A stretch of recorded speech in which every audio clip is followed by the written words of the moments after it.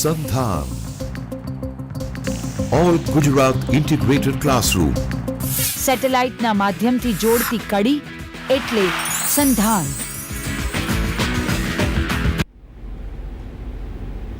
Good afternoon, friends. My name is Sachin Ketkar and I am from the MS University of Baroda. I teach English there, and today we are going to look at feminism and literature, and we are going to look into very basics and a kind of brief overview of this vast area.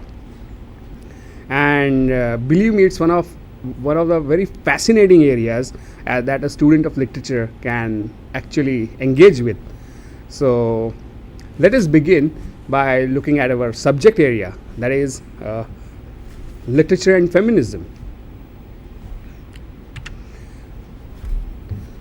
So I want you to just look at this slide for a moment, and what it says here is feminism is a radical notion that women are people. It implies that it's something of a joke, and it implies that it's very difficult for a male dominated society to come to terms with the idea that women are also human beings, women are people. And the whole struggle of feminist movements in the past 20th century is largely about asserting themselves as human beings. So what is feminism? And how is it connected to literature? That is what we are going to discuss today. And what are the things that we are going to cover today are these. The objective of today's discussion is that the students will get a sense of what feminism is and how has it impacted literary studies. We will also have a brief overview of the history of feminism. We'll also look at some of the key feminist thinkers, some important significant texts and the critical ideas of feminism. So that is what we are going to do today. So today's discussion is largely for undergrads and some of the postgraduate students. So it is a kind of introductory basic talk on this complex subject. So let us begin by looking at what feminism is, right? And what do we mean by the term feminism? The Stanford Encyclopedia of Philosophy notes that feminism is both an intellectual commitment and a political movement that seeks justice for women, an end of sexism in all forms. The term sexism implies discriminatory or abusive behavior towards members of the opposite sex. And it's a very interesting term because sexism can also come from women, right? So feminism is not just about correction of male attitudes towards women, but also attitudes toward other genders and other sex. So this is a rather vast kind of definition of feminism. Let's look into it into greater detail. Feminism is a collection of movements and ideologies aimed at defining, establishing and defending equal political, economic and social rights for women. This includes seeking to establish equal opportunities for women in education and employment. A feminist is one who advocates or supports the right and equality of women. And here I would like to draw your attention to the fact that a feminist may not always be a woman. Feminist is a human being who advocates and supports rights and equality of women and other genders. It would sound rather curious when I talk of other genders. So we'll come to that in the part of our discussion. So this is what feminism is. It's part of social, cultural, civilizational movement which seeks to establish equal rights for women. Women who have been subordinated or discriminated or put at secondary level, considered inferior or even not human by human society. So it's a kind of liberatory movement, a freedom struggle. And this freedom struggle has its origins in the 20th century, largely as a social cultural movement. In the beginning of 20th century towards the end of 19th century. So let's look at this term in greater detail. So this is what a feminist looks like, for example. So we have been used to the idea that feminists are usually women, but this is what a feminist looks like.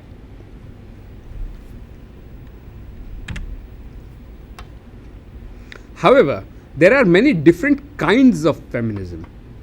Feminism or feminist criticism is thus an umbrella term that describes a whole range of approaches to literature and culture. We have to bear in mind that feminism is not a single kind of approach or attitude or a theory. Rather, it's a kind of umbrella term that describes a whole range of approaches and theories and ideas to look at literature and human culture. So there is no one kind of feminism. There are many kinds of feminist criticisms and feminisms. So this is something that a student of feminism has to bear in mind. So here is a very famous quote by a well-known woman writer named Rebecca West. And she said, "I only know what people call me, a feminist, whenever I express sentiments that differentiate me from a doormat or a prostitute." Rebecca West is implying that though there may be no one meaning of the term feminism,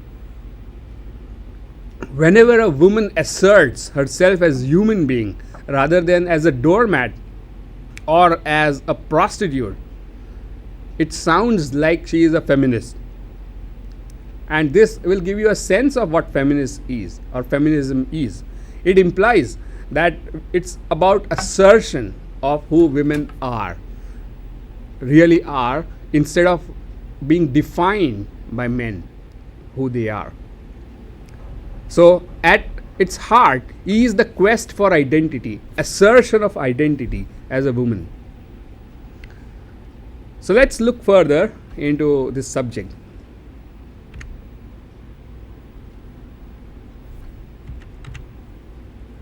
So if this is feminism, if feminism is a social, cultural, ideological, economical movement that seeks to establish equality of rights for women, which seeks to liberate women from male-dominated definitions and norms and conventions, which support men, then what is feminist criticism?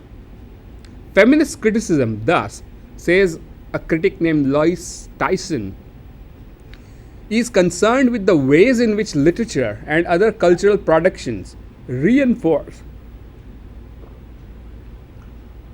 or undermine the economic, political, social, and psychological oppression of women. So feminist criticism engages with how society, culture, economy, and all social institutions have, including literature and human language, have actually put women at margins, have neglected, have exploited, have oppressed women throughout centuries. And literature, being a social institution, it also embodies the very norms, conventions, ideas, beliefs, attitudes of the society, which is predominantly patriarchal or male dominated. So literature, like language, belongs to society. And if we just look at our languages, just consider our languages, then the words like man or manushya or manav, manas, isam, admi, insan, all seems to imply male gender, and it doesn't seem to include the other gender. So language itself seems to claim that male or masculine gender seems to be the absolute or ultimate kind of gender, and other genders are actually subordinate or even excluded from what it means to be human. So patriarchy by definition seems to exclude women when it starts thinking on its important issues.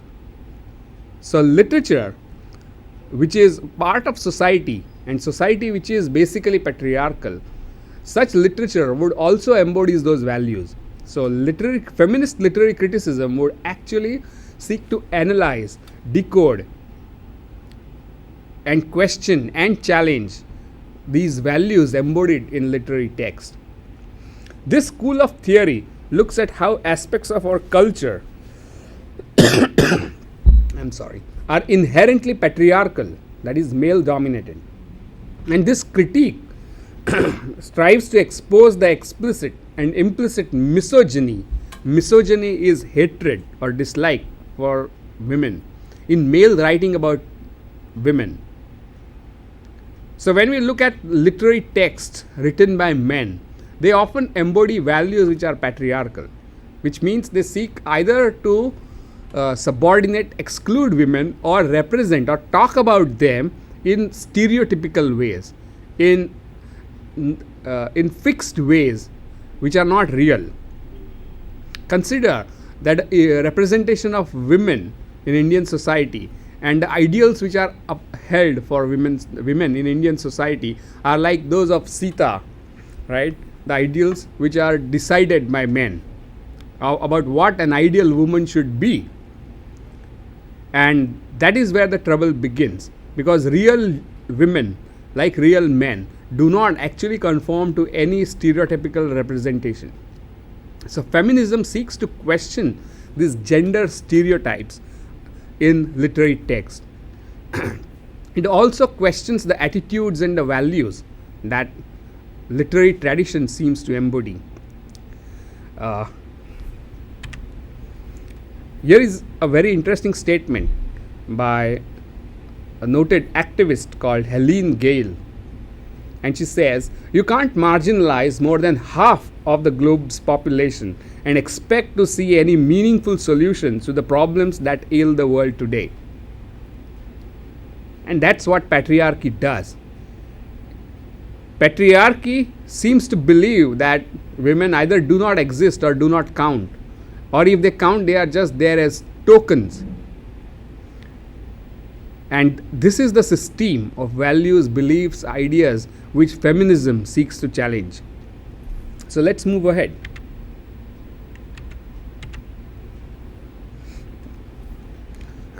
So as I have said, that there are many approaches which go under the name of feminism. There is no single school of feminism. But there are some common overlapping areas. There are some points which are common to most of these approaches based on feminism. The first very important idea is women are oppressed by patriarchy in economically, politically, socially, psychologically. They are oppressed. Patriarchal ideology is the primary means by which they are kept so. So patriarchal ideology or patriarchal way of thinking and believing and looking at the world is one which actually relegates women to secondary status. They are not considered human, they are considered subhuman. The another very important point where all feminist thinking seems to converge is that in every domain where patriarchy reigns, woman is other. She is marginalized, defined only by her difference from male norms and values. Woman is one who seems to embody everything that male or man doesn't. She is considered to be secondary. She is considered to be inferior or negative kind of man. She is inferior human being because she is different from man. That is a very deep-seated idea in a patriarchal society. All of Western, that is Anglo-European civilization, is deeply rooted in patriarchal ideology. For example, in the biblical portrayal of Eve as the origin of sin and death of the world.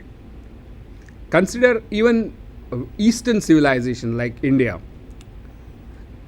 The representation of women is usually in terms of either goddess Sati or as a devil, Sita or Shurpanakha.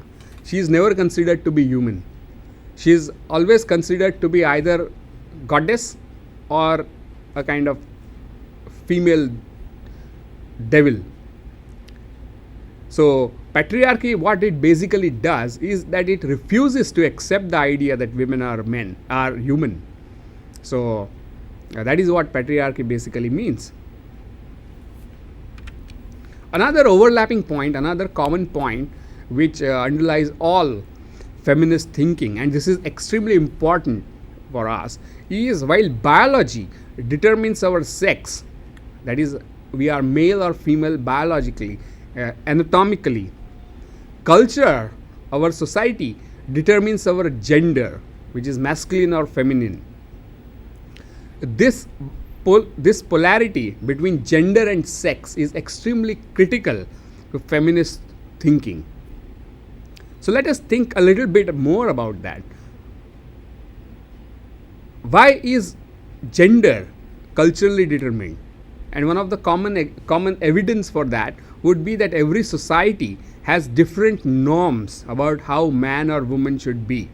Every culture has different definitions, conventions about what is manliness or femininity. So what might be feminine in certain societies may not be accepted as feminine in other society, which proves that though biologically all women and men seems to share certain anatomical features, their gender is socially and culturally determined. So what is manly in one society would not be considered manly in others. That is what it means. And this is where feminism and gender theory seems to converge. And both question that if society is male dominated, it means one gender is privileged over other. It is not so much about biological predominance as much as gender which subordinates the other gender. That's feminine, right? So it's gender which is being challenged here by feminism and gender theory, which is a recent development which is connected to feminism. All feminist activity, including feminist theory and literary criticism, has its ultimate goal to change the world by prompting gender equality. The whole agenda, the feminist agenda, is to change nothing less than whole world by prompting gender equality, because whole world seems to have a single system in place, namely patriarchy, where one gender is privileged, the other genders are considered inferior or secondary. The sixth point of convergence in these multiple approaches which feminist school has is that gender issues play a part in every aspect of human production and experience, including the production and experience of literature, whether we are consciously aware of these issues or not. Feminism questions that these gender politics, it points out that these gender politics are there inside, outside the text. It seems to shape the text, literary text. They may not be directly played out in the text, but they definitely are at the background or seem to underline the text. So gender issues and the gender politics. By politics, I don't mean party politics or electoral politics, or it's not politics in the sense of BJP versus Congress. The politics here, by politics we mean struggle, the everyday, day-to-day struggle, the everyday confrontation with power, the everyday exercise of power. And that is what politics means. And so feminism is basically a political movement in the sense that it sees that the norm that men are better or superior is a political idea which can be questioned and even subverted.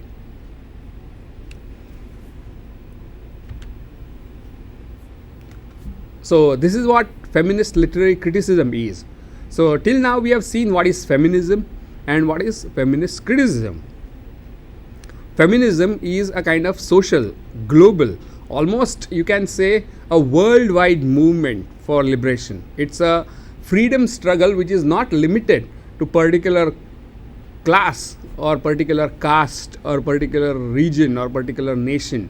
It's a truly global phenomena of freedom struggle of genders. That is what feminism is. And feminist criticism, which is based on this global movement, challenges the patriarchy or the male dominated views of literature and male dominated world of literature. So that's what feminist criticism does. So let's look now at various phases of women's writing and also feminism. So Elaine Showalter, a very famous feminist critic, in her landmark book called A Literature of Their Own, proposes the following three phases of women's writing. It should be noted that women did not have freedom to write in the Western society. They were not given, they were not accepted seriously as writers. So, students of English literature who study Elizabethan period know that most of the time they are talking of men. You don't find any woman writer being discussed in feminism, though the whole period is identified by the name of a woman named Queen Elizabeth. There is no woman writer which we study from Elizabethan period, strangely. And when we talk of neoclassical period, even then we don't seem to talk much about women.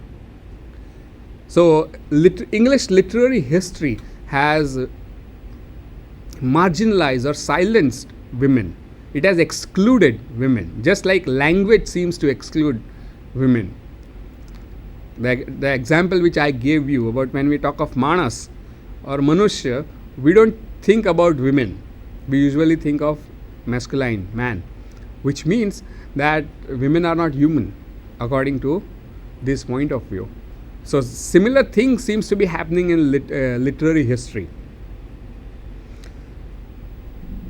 So Elaine Showalter, looking at literary history, says that the women's writing and feminist writings have undergone three phases in the period of history.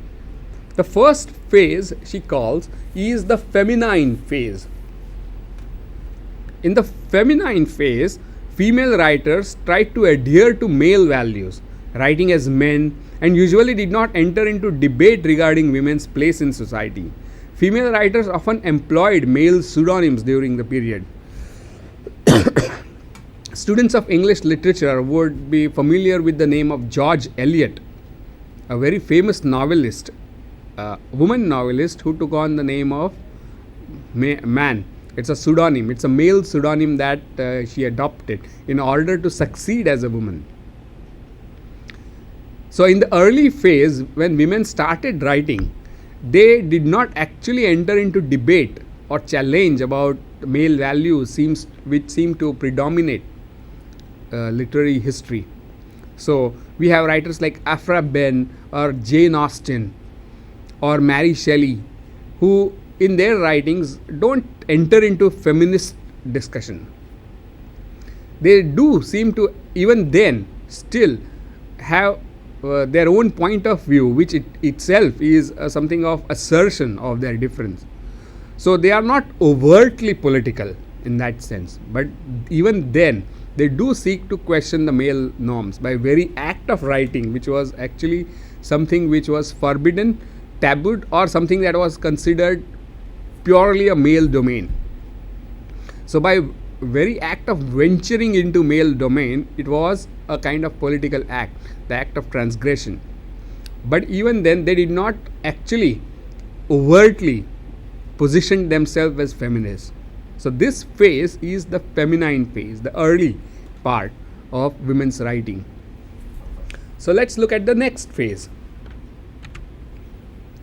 The second phase, which begins probably in the beginning of 20th century, is the feminist phase. And the central themes of works by female writers was the criticism of the role of women in society and oppression of women. So the feminist phase, according to Elaine Showalter, was the challenge, the criticism of male-dominated society. And they also questioned patriarchy. They actually asserted their own selves, overtly political in its bearing. So you may think of a very famous feminist writer named Virginia Woolf, who actually is considered to be one of the most important feminists of early 20th century, of somebody who actually raised the slogan of feminism. And a very famous book by Virginia Woolf is Rooms of One's Own. Room of One's Own is a very important book. It's a collection of 2 lectures that she delivered, and in which she questions that a woman writer does not have the same space that the men writers have. And she gives example of Shakespeare's sister, an imaginary sister which she has invented, named Judith Shakespeare, who, according to Virginia Woolf, was not allowed to express herself, and there was no place for her in Elizabethan society. So while her brother, and she is not less talented, not less creative than her brother William Shakespeare, but even then she is almost deleted from the history of Elizabethan period. So that is what patriarchy does. It deletes women from literary history. So one of the tasks of feminist criticism is to actually recover these deleted, marginalized, cornered voices. So in the second phase of women's writing, the feminist phase, women like Virginia Woolf, they openly challenge the idea of patriarchy and what it does to woman writer. She talks about rooms of one's own, is by which she implies that women don't have room of their own to write, while men do have. So her act was act of finding a space for herself in a patriarchal society. Another very prominent ideas which Virginia Woolf gave was the idea of killing the angel in the house. She is responding to the question about her creativity, and she says that in order for a woman to be creative and for a woman to be able to express her creativity, the woman has to kill the angel in the house.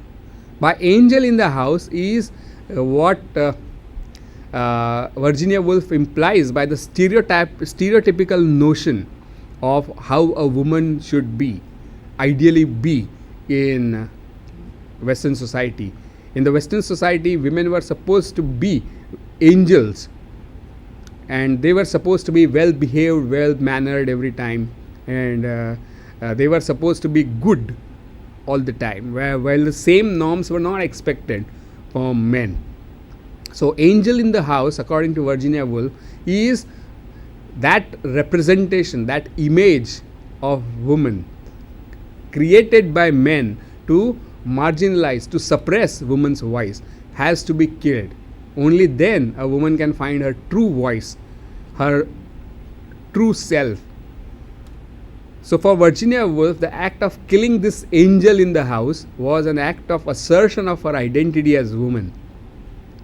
So these are 2 very prominent ideas which Virginia Woolf gave. So now let's look at the third phase of feminism or women's writing, is the female phase. During the female phase, women writers were no longer trying to prove the legitimacy of a woman's perspective. Rather, it was assumed that the works of women writers were authentic and valid. The female phase lacked the anger and combative consciousness of the feminist phase. Now, the female phase, according to Ellen Showalter, is the phase where the idea that women can be writers and that women's writing is valid and authentic is not questioned. It is accepted as a legitimate form of writing. It has a legitimate place of its own. When women have found a room of their own in a male-dominated tradition, it was no longer about assertion.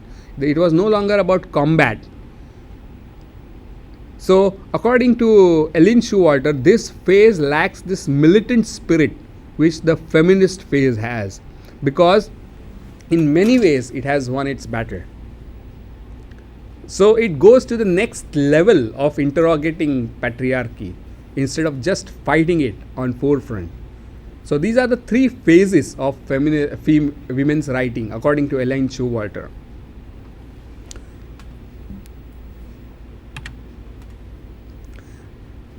While it's useful to look at women's writing in three phases, it's also very interesting to look at three waves of feminism. And we should be able to distinguish between feminism and women's writing. Women's writing may or may not be feminist, overtly feminist, but feminism is basically political, overtly political. Right? So feminism is more of a philosophical, theoretical, intellectual, creative approach to the world, while females writing or women's writing is writing done by women, which may actually also, as in the first phase that Showalter talks about, actually may support patriarchy. Right? So this is how women's writing is different from feminism. Feminism, some theorists say that feminism has three waves. It came as waves and it drowned the whole world. So these three waves of feminist movement, feminist theory and thought are what we are going to look at right now. First wave feminism begins in late 1700 till early 20th century, and some of the important writers are writers like Mary Wollstonecraft, whose book A Vindication of the Rights of Women in 1792 is one of the most significant statements of the first wave of feminism.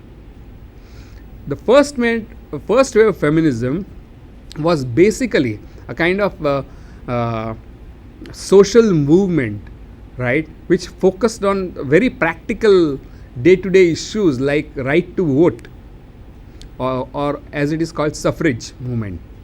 And some of the important activists of these periods are people like Susan Anthony and Victoria Woodhull contribute to women's suffrage movement, which leads national universal suffrage in 1920. So it was in 1920 that women were given right to vote. So there had to be a struggle for women to get this right to vote. Right? So first wave of feminism was about getting very basic political right to express their political views. So it's a very important phase of feminist history.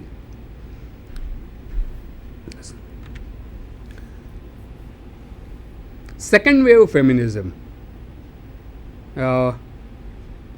which maybe begins from the early 20th century till 1960s or 70s. It is still very pragmatic in the sense that it builds on more equal working conditions necessary in America during the World War. It demands equality in terms of living conditions. And there were movements to form such national organization for women, NOV. NOV, or now, formed in 1966, cohere feminist political activism. By activism, we mean the overt struggle for your rights. Writers like Simone de Beauvoir, whom we will look in a little bit more detail later, and Elaine Showalter established the groundwork for dissemination of feminist theory, dovetailed with the American civil rights movement of this period. As we know, American civil rights movement was a movement for equality among races, for equal rights for races, and it combined with equal right for genders. So there is a kind of dovetailing of two freedom struggles, one for equality of races, the other equality of genders. So this is characteristics of second wave feminism. Now let's look at the third wave feminism. The third wave feminism, which begins something in early 1990s till present, it resists the perceived essentialist, overgeneralized, oversimplified ideologies and a white heterosexual middle class focus of second wave feminism. Third wave feminism borrows from post-structural and contemporary gender and race theories to expand on marginalized populations' experiences. So what does third wave feminism do? Is in many ways start questioning itself. When women start questioning themselves, their own theories of equality. That is how third wave feminism begins. And one of the critiques that third wave feminism launches is that the whole idea of woman seems to be an essentialist idea, seems to be largely Eurocentric idea that only white middle class woman is woman, seems to be kind of implicit in second wave theory of feminism. So third wave feminism critiques second wave feminism for its essentialist ideas, the overgeneralized phases. The third wave feminism also borrows from post-structural and contemporary gender and race theories. What third wave feminism seeks to do is it seeks to expand what we understand by woman. It's no longer male, it's no longer white, it's no longer European woman, it's no longer heterosexual woman, it's no longer middle class woman, but even blacks, even lesbians, even other women from so-called third world, women from developing societies, women from Africa, all over the world. And the argument is that the experiences and the struggles of a woman in slums of Bombay is different from a struggle of a woman in Los Angeles, white woman in Los Angeles. So a location of various women in terms of their genders, in terms of their caste, in terms of their class was taken into account in the third wave feminism. So third wave feminism is the contemporary approach to the question of gender.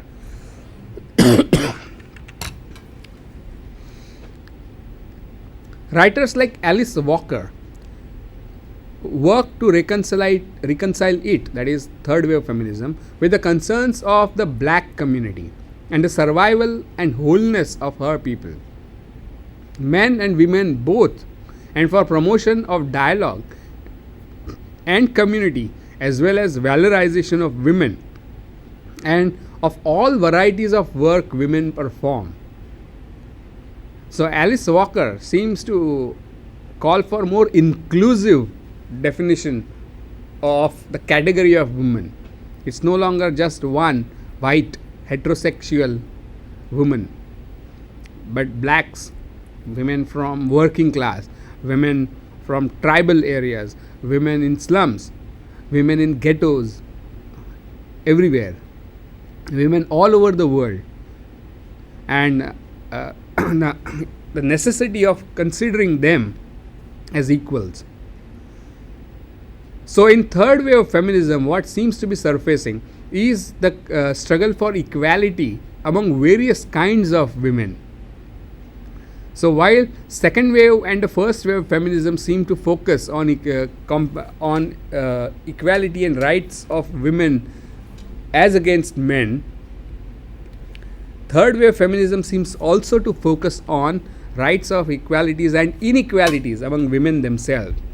So when we think of women, it's not a monolithical or a kind of essential category, but a very diversified, plural, and also hierarchic category. Consider that in our Indian context, women of particular community identified as higher caste and women of community considered as lower caste will have a different set of issues to deal with in their day-to-day life, and hence the theory or approach which works for one may not work for other. So while both of them are trying to combat patriarchy, they also seem to be combating other forms of discrimination like caste or region. So very often in Indian context, a Dalit woman is supposed to be marginalized in a multiple ways. She is exploited, oppressed not just because she belongs to the gender, feminine gender, but also because she belongs to a caste which is considered inferior. So it's double oppression that many women in India have to undergo. So when feminism as a theory and outlook is to be adopted in places like India, then we have to actually engage with the social reality that we face, and that is what third wave feminism seems to be doing. It takes into account the local struggles which women have to go on daily basis rather than engage in a kind of universal idea of woman. They are more interested in local and micro struggles that women have to undergo. So these are the three important waves of feminist criticism. That is what we have seen. We could have gone into greater detail about it, but it would be out of place right now, and it also we don't have that much time to discuss them. So let us go on to look at some of the important critics and theorists associated with feminist thought, and we have mentioned some of them in passing. So let us look at them. This is a very interesting slide. You might come across many people, many women who say, I am not a feminist. I just believe that women should have same rights as men. But the point when you say that women should have same rights as men, congratulations, you are a feminist. This is just for a side. Let's look at some of the important feminists. Mary Wollstonecraft has been called the first feminist or mother of feminism. Her book-length essay on women's rights, especially women's education, a vindication of rights of a woman, which we mentioned as belonging to the first wave of feminism, is a classic of feminist thought, and it's a must read for anyone who wants to understand the history of feminism. So Mary Wollstonecraft is one of the most important feminists, early feminists belonging to first wave of feminism.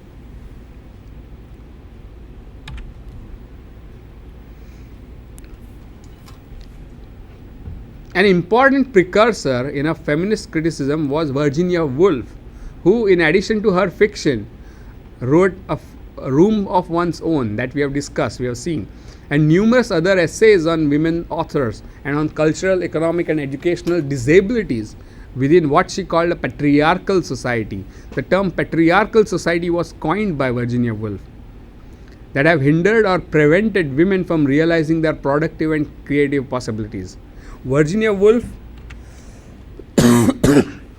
as we know, is a very famous novelist and a story writer, and some of her most important works are novels like To the Lighthouse, Mrs. Dalloway, Orlando.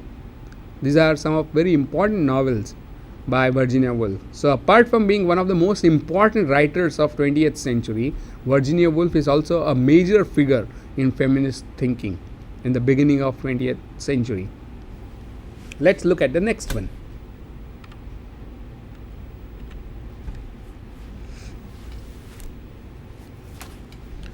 A much more radical critical mode was launched in France by Simone de Beauvoir, The Second Sex, in 1949, was a wide-ranging critique of cultural identification of women as merely the negative subject or other to male, man as dominating subject who is assumed to represent humanity in general. The book dealt also with great collective myths of women in the works of many male writers.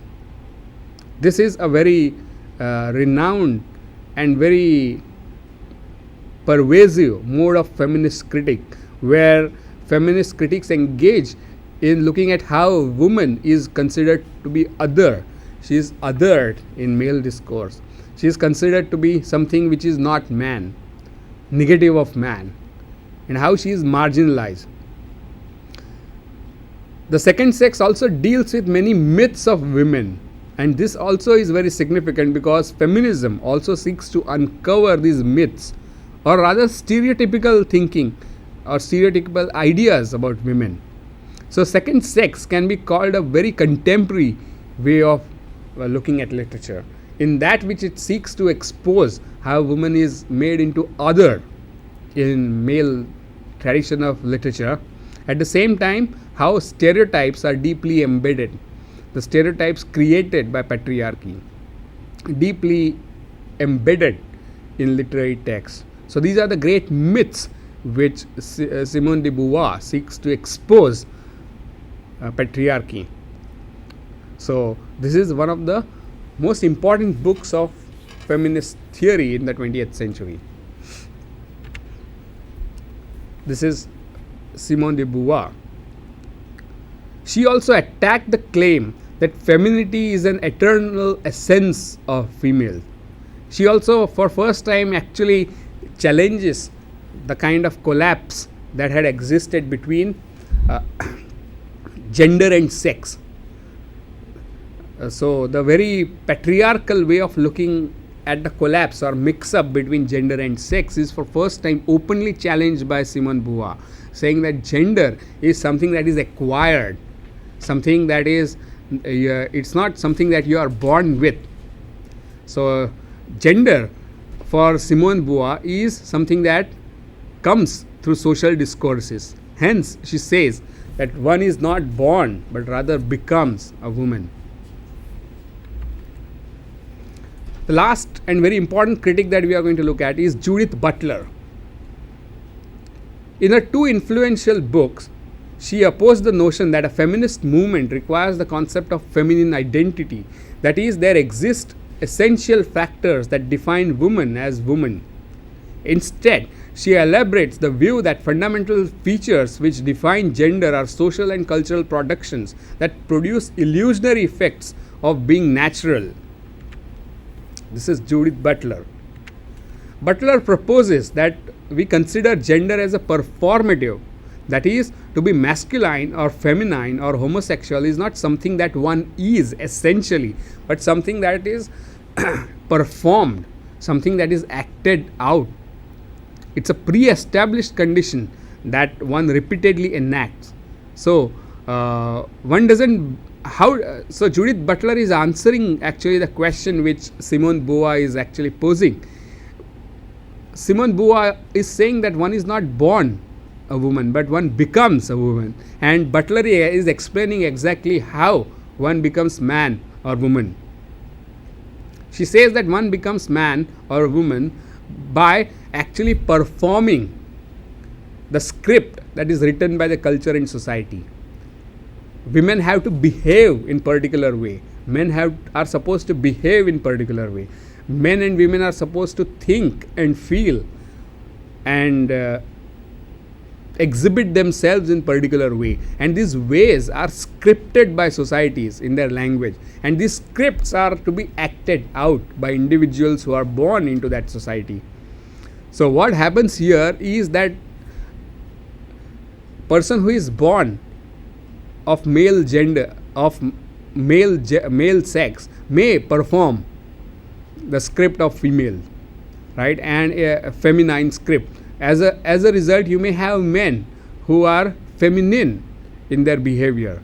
So biologically they may be male, but their gender might be feminine, right? So had there been a natural kind of relation between sex and gender, this kind of mismatch would not have happened.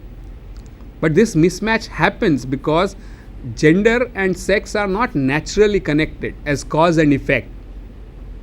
Rather, they are part of the script, the drama that a particular culture provides, and all of us are acting on those scripts.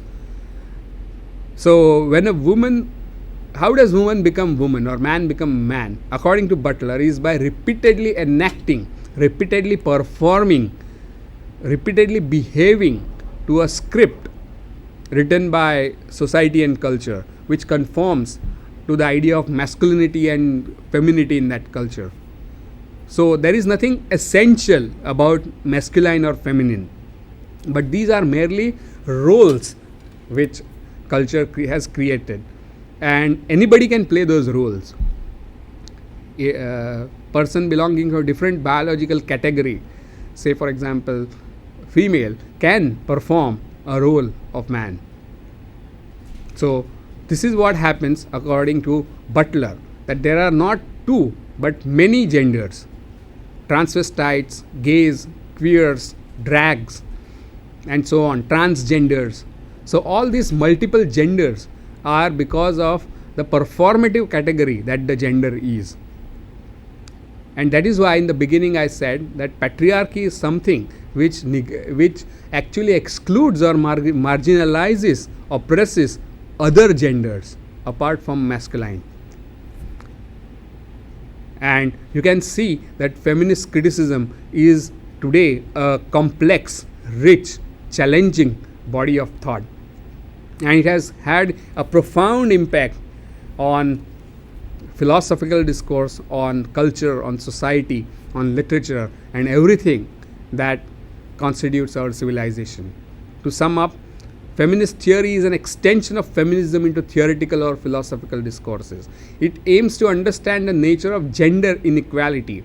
It examines women's social roles, experiences, interests, and feminist politics in a variety of fields such as anthropology, sociology, communication, psychoanalysis, economics, literature, education, and philosophy. So this was a very brief discussion on feminism. I hope you enjoyed it, and I hope you found it useful. So I really want to thank all of you who are listening to me for actually giving time and listening, paying attention to what I was saying. I also want to thank BISAG